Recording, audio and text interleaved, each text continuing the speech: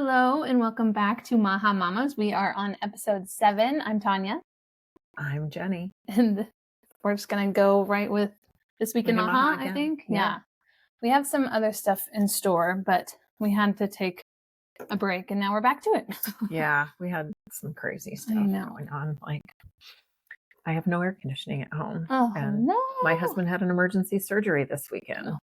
So we do appreciate doctors and nurses in certain situations. Yeah.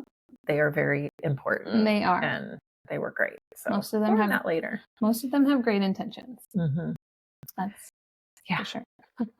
Okay, so real quick, I guess it's kind of more of like a couple weeks of info now. So let's see what we got first. Removing dyes. There's a lot more companies just stepping up and choosing to do it without any like regulations or anything. They're just really excited. Yeah, which is not waiting for the 2-year deadline. Right. Everybody's just cooperating, which is good. I feel like I'm always a little skeptical, but I'm like, okay, here we go. Yeah. So General Mills, Starbucks, which I don't go to. Do you go to? I don't go to. Nestle, Conagra, Kraft, Heinz. I mean, that's a lot. That's a lot so far. That is a lot. We talked about that. Like we'll shop at like Costco and they have like Heinz ketchup, right? Mm-hmm. And it's just simply Heinz. I'm sure they have it at other stores. And it's just ketchup. Yeah, yeah. And then they have other versions. Other kinds, and it's like, there's all this junk in it. Yeah, so you know they can already make simply ketchup. And why do they have the corn syrup based ketchup? Right? Just make one and make it healthy. Right. And then that's what everybody will buy. Yes. Like, are there really people out there going, no, I want the one with high fructose corn syrup? Right. Like, just don't even make it an option. So hopefully that's what's happening. I saw that they are, like, the goal is to get these food dyes removed from, like, schools, and then, like, prisons, like, anything state funded, I guess you could say, which is good because obviously we know there's still a ton of crap ingredients in most of these foods. But if you start with dyes, you will see the effects, like, in schools and in prisons, because just the behavioral effects that dyes do and create.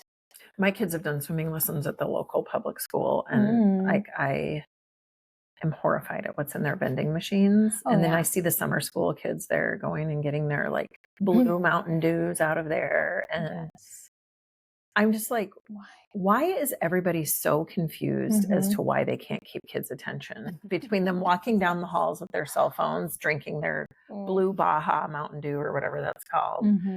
And then we Not like Maha Mountain Dew. No. Like, when are we gonna acknowledge the big fat hot pink elephant in the room, people? Yeah. Who decides what we put in vending machines? I'm sure Kennedy. Michelle Obama. We'll see. I don't know. We'll see. Okay, so that's good. The next thing going on is we have fast food, more fast food. So Steak and Shake, they already use beef tallow. For like fries and stuff. So we have other fast foods, apparently no names dropped yet, but they're already pledging that they're going to move from the seed oils to beef tallow. And I think we talked about Buffalo Wild Wings have already been using tallow for, I think you have to ask, but like the one we go to, it says down in small print, like all of our fryers we use beef tallow or whatever. So if you have to go out to eat and you want somewhere that fries with, a healthier alternative, Buffalo Wild Wings is one of those too. Cool. So Buffalo Wild Wings, Steak and Shake. Thank you for using beef tallow. And then, I guess we'll just wait and see who else goes that way. Now, why are we switching? Well, I mean, seed oils are super highly inflammatory. They are linked to, higher cholesterol levels and just inflammation in the body. A lot of it stems from the way that they're processed. And a lot like canola oil, I know they use industrial solvents when they make canola oil. And the thing is like they're in everything. So all your chips, and I mean, even like the organic chips that I like to get from Costco, they're made with sunflower oil, and sunflower oil is another seed oil. And you think it would be good for you. You think sunflowers are good. But I think they can, like, certain things can be good in like a salad dressing, like used as a dressing, but I think heated, right? It's the whole heating. It's heated, yeah, and how they're, and so like beef tallow is more bioidentical to our bodies, so that's why like for dry skin, I know like my sister, she is a hairdresser, so in the winter her hands get really dry from washing people's hair all the time, and I got her beef tallow and she was like, oh my gosh, game changer. Totally.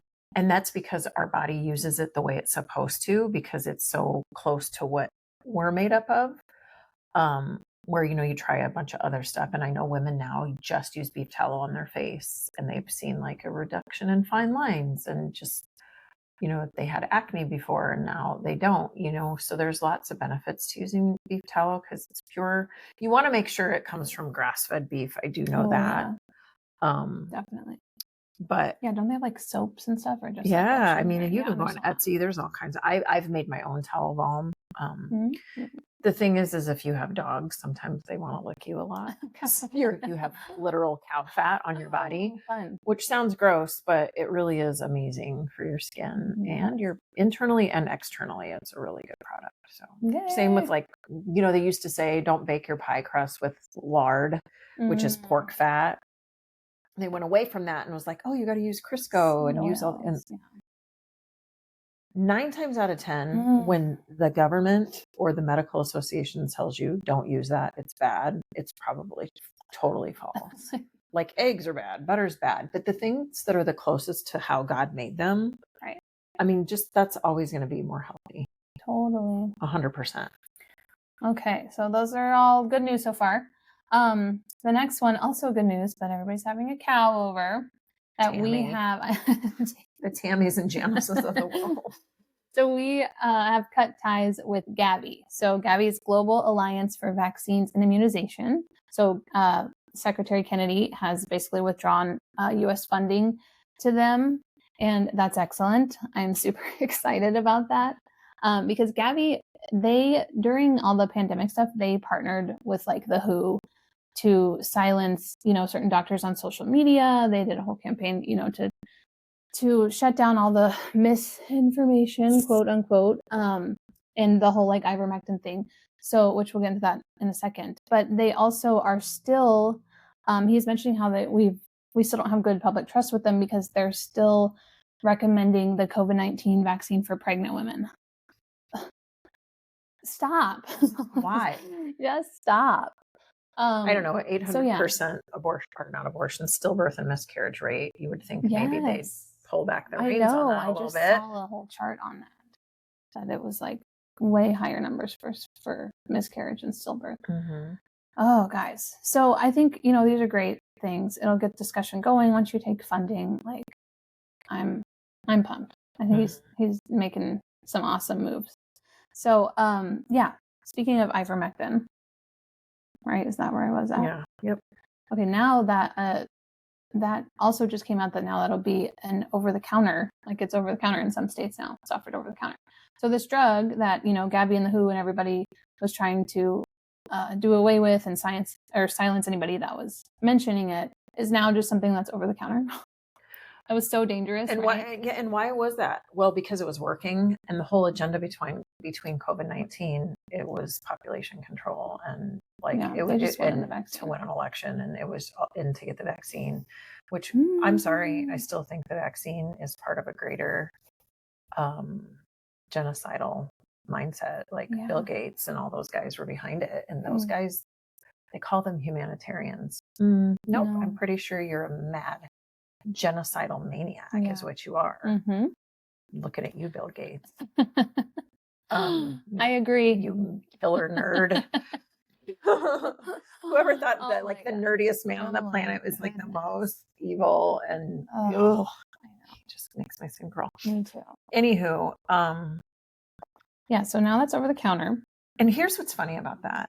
Okay, so first of all, I just want to put this disclaimer out. A lot of people in the natural world all of a sudden like jumped on this ivermectin bandwagon, like, oh, we need to take it, you need to take it every day, you know, make it like a supplement, it's an antiparasitic, we should just be on it all the time. Guys, it's still a pharmaceutical. Okay, I was never okay with that, And you know what, if that's what you want to do, that's fine. There's been protocols that have been written by like some of the doctors that spoke out, like Dr. Lee Merritt. She has a parasite protocol that uses ivermectin and I think maybe fenbendazole and some other antiparasitics. But that's like to do a parasite detox and cleanse. Like a whole cleanse, right? Like not a daily thing. It's hard on your heart. It's still a pharmaceutical drug. Your liver still has to work overtime to process it out of your body. Right. We should still be leaning on herbs and foods and natural supplements for healing, not pharmaceuticals. Right. But that said, it does have its place. And I have a story about ivermectin. Back in February, my husband was like dying from we think it was influenza. And I was so worried I was going to get it because then, you know, who's going to take care of the house? And so I called up our family physician, who is very ivermectin friendly. And I said, you know, I know it's mostly like a COVID thing, but I know somebody that took it during the flu and it really seemed to knock it out. And so I was wondering if you could write him a prescription and then like give me one to take as a preventative. And so he wrote it out. He's like, yeah, you know, his is going to be different than yours because yours is preventatively and his is, you know, like you're sick. Yeah, in the thick of it. Yeah. So I go to the pharmacy and I was like, I'm here to pick this up. And they're like, oh, you need pre-authorization for that. Oh, stop. And I'm like, what? I mean, this is a drug that had been used for decades for malaria and stuff like that. Very cheap, like a penny a pill or something like that. I was like, really? I said, so what if I do, what if I just pay cash then and not go through my insurance? And they're like, oh yeah, you can do that. And I was like, how much is it? And she's like, 20 pills is $80. And for his dose, he needed like 5 every 3 hours or something like that. Gosh, Yeah. really? Yes. I was like, I'm just going to go to Tractor Supply and get the horse paste. And I did. And I went and got 2 tubes of it. And then I went on Dr. Merritt's website. She's got a whole protocol for converting it because she knew people were always running into this problem. And so we converted it to the human dosage and it was $10. I bought 2 tubes. So it was $20. Wow. Do you put it in the like little pill capsules or just nope? Like it's like, it's like an apple flavored paste. It actually tastes like total garbage. I can see maybe why horses like it. Yeah. But it was like, and it was a gel, so it kind of stuck to our mouth. So you have to have a chaser. But I haven't done it, but I knew a lot of people that did and were very successful. And so that's an option if your insurance company plays games. I wonder how much it would be over the counter now. And it's only some states. I didn't look into one. I'm curious if it'll still be like super exorbitantly expensive. Right. But all right. Anywho. Interesting. Okay. Next up, we have, this one's pretty fresh, right? Yeah. The Supreme Court just ruled for South Carolina to defund Planned Parenthood. Whoop, whoop.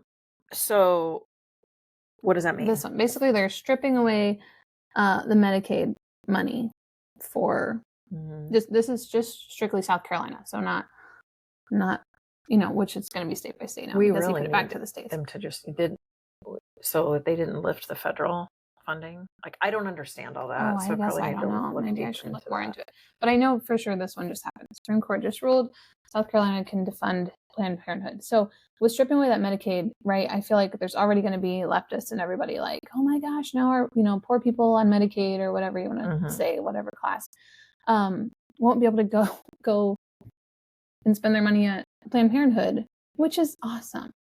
Yeah. Which is awesome. In fact, I have a little short story.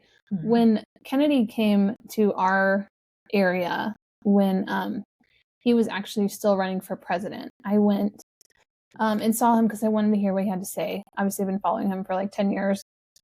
So I did. And then I had an opportunity to ask him a question because I got like 5 or 6 audience members. And luckily I was one of them. And I had this discussion with him, like just with my mic, you know, he's like 20 feet in front of me and there's a whole crowd. And I just said, like, if you became president, could we do anything about the funding of Planned Parenthood? Like, instead of our tax dollars going to that, can we like take some of that money instead and put it also towards like crisis pregnant centers, right? Like pregnancy centers, so that are more like the pro-life side of things, because and help the women all the way through, right, and even post-birth. Right, because that way, if both are allowed, then we should be funding like both and not just putting it all towards Planned Parenthood, right? Because you have people who don't, like, that's totally against our beliefs. And so he wrote, like, he spoke back. It was amazing. And actually some guy in the crowd, like, got so mad, and he was like, hey, what kind of, like, this ain't a pro-life rally. Like, he started freaking out and like looking, like, he was probably 10 feet away from me, and they had the security guys and everybody come up, and they're like, hey, keep your words directed at Kennedy, please. And it was like heated, but I was like super nice. Like, it was just a general question. And he was like, amazing. Like, his reply back was like, he's like, I totally agree with you. He said how he believed every abortion was tragic, right? Like a tragedy. And he's wishes like women wouldn't choose that, obviously. And he said, I totally agree with you. I would love to take money and put it towards pro-life places, because women just don't know. When you're in a crisis situation, they just don't know what's out there, what people have to offer, how many people want to help you. Right. And so what's so cool about that is, like, he actually went to, I believe it's in Georgia, right? The whole Auntie Angie's house. Oh my gosh, shout out. They're amazing. Basically it's a place where pregnant women, which I love, her website actually says pregnant women, not pregnant people. Chest feeding. Yeah. Yeah. So it's like, it says it's a place where pregnant women can come and find support, right? Like a supportive community where mothers in need can find hope, resources, and a fresh start. Yeah. And it was started by Angela Stanton King. I think she's a niece to Dr. Martin Luther King. Yeah. Or somehow related to him. She's incredible. Yeah. And yeah. And so I'm just grateful that he was honest and truthful about that. And then he even went there and said, like, he was all for this action. And now this is kind of all coming to fruition, I guess. Like, this is so good. This is the way I feel like our culture needs this shift. And we're not trying to wag our finger at anybody. Like, we want to help. Like, we want women out of bad situations, because so many of them are just told by the awful man to go get an abortion. So, well, and I was, I think it was the Hodge twins that posted this breaking news about South Carolina. And some gal was like, people realize Planned Parenthood does more than just abortions, right? And this is the same old garbage we hear about them all the time. Oh, they do prevention and cancer. First of all, there isn't a Planned Parenthood in the United States of America that does mammograms. So if they try to tell you that they're doing cancer screening and cancer prevention, it's complete malarkey, and mammograms aren't safe anyway, but we'll talk about that on a different day. Like, that's a whole nother topic. Yeah. They pass out birth control pills like candy to whatever age comes in there, essentially, which is a class 2 carcinogen, which we've talked about, and they do abortions. Those are their two money makers. So when abortions being number insufferable white liberal women get online and start screaming about these things, first of all, before you say dumb stuff on the internet, know the facts. Yeah. And that is not a fact. 2 services: birth control, abortions, period. They might do pap smears. I don't know. I don't care. Even know if they do that. I like, they'd probably say like STD testing or pregnancy testing. Oh, you can go and get that for free at a crisis pregnancy center. Right across the street. And these guys aren't giving you anything for free. So when you're led to believe that it's something for like people that are poor and can't afford it, they're not free. Like, they are not, like, they get money from the government, and you might get a discount, but you're paying for your services when you go there 100%. Yeah, totally. So yeah, so that's good news. I hope it just keeps falling in line like that. And I hope that, the Christian pro-life people get behind this, and, we all got to be a part of it. Hands and feet, right? Okay. So the last thing we'll go over today is this one. I don't know how I feel about it. Ugh. The wearables. Has anybody heard about that yet? Yeah. Okay. Just we love Secretary Kennedy, but we are not like blind followers. Yeah. And when he says stuff that we don't like, we're going to tell you. Yes. And we don't like this. Yeah, this one's questionable. And we'd like to know what you think. Do you think it's a good idea? Do you think it's, and I see from a lot of influencers, like, we don't like government control. Like, even if it's the government's doing things we like, it's still not good to rely on them, right, or to trust them ever. Right. So why don't you take it away on what this is? Okay. So the wearables would be like a watch or right? Are they just watches? Like Are there other? watch or a Fitbit, or maybe Which it's like those heart monitors. Oh gosh, I don't know. I have never owned one. I've never worn one personally. So I don't want to. Well, and I had a Fitbit, but when I realized how much Wi-Fi, yes, that's you're what I was like just gonna surrounded by a say. cloud of Bluetooth. Yes, because it has to connect to your phone. And Secretary Kennedy knows better. He knows it. He knows that. Like that would just be more Wi-Fi, more Bluetooth, more of the 5G, more, and he knows how bad that is. So like, what are you doing trying to put wearables on everybody? But anyway, I think the whole purpose of this is because healthcare and insurance and all that is they're trying to just totally flip it. Which is good. Like we need that flip to happen. And I think they want to make it more of like an incentive purpose for healthcare versus what we have now, which is sick care. And so the healthcare would, be like an incentive where people now know, like he said, he's like, I'm not going to take away your McDonald's. If you still want McDonald's, go get it. But if you are more aware of what your body is doing after you just ate McDonald's and see what kind of spikes happen and see what's going on, what you're really doing, what kind of stress you're putting on your body. Like, I just think that's a wake up call. And so, but where's the information going? That's what I want. Like, is it going to your insurance company? Is it going to the government? Right. And like we were talking about, if you smoke your whole life and then you get cancer. Yes. Should your insurance cover your treatment? So I think that's what he's getting at is like we should want to be healthy and you might get like cheaper insurance rates. I think that was what I was hearing. But because if you're really living like an active, healthy lifestyle and you have no, when you go to like the doctor and it's like, have you had, and there's like a list of 30 things that like you check, like, if you're checking all of those and you're just not healthy, or if you're, obese and choosing bad foods, or if you're a smoker, like you said, or drinker or whatever, like, should we pay the same premiums if there's a whole bunch of people that want to live? But it's such a slippery slope too, because it's deciding who's worthy of things and who isn't. That's scary. Because it's like, at least if you put in the effort, because some people, maybe they just don't come from a great line of. But at the same time, is it really the government's job to like dictate, or our insurance company's job to dictate how we live our life? So it's a slippery slope. Like, just because we like what the government is doing now does not mean that we should rely on the government and trust the government. And I'm not putting a wearable on. I mean, like, I've got news for you. I'm not going to have a person I don't know sitting at a computer monitoring my health and deciding what I'm worthy of and what I'm not because worthy of. This is also, I feel like maybe the intention's good to get people to start to understand what's going on with their body. But this is totally ushering in, like, it's kind of like the Agenda 2030. Or like have you been to Whole Foods lately? They have a thing where you put your... Nope. I'm not doing that. Nope. And they have these carts that take note of everything you put in them. Oh, really? And then by the time you go to check out, it already knows what you're buying and you can just pay at the cart and leave. And I know Sam's Club is kind of similar. Well, it's like an app that you scan things as you go. I don't know. It's just like so Big Brother looking over us. Right. And I don't like it. Which was what we were noticing during COVID. Like, it was like everybody was looking to China for how they run their, what do you call it, state? Like, constant surveillance state. Their surveillance state.